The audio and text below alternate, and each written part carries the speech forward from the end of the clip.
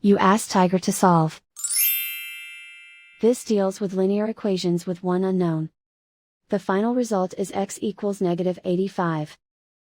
Let's solve it step by step. Simplify the expression. Group like terms.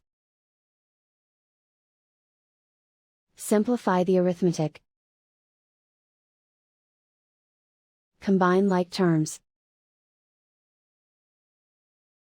Group all constants on the right side of the equation. Subtract 10 from both sides. Simplify the arithmetic.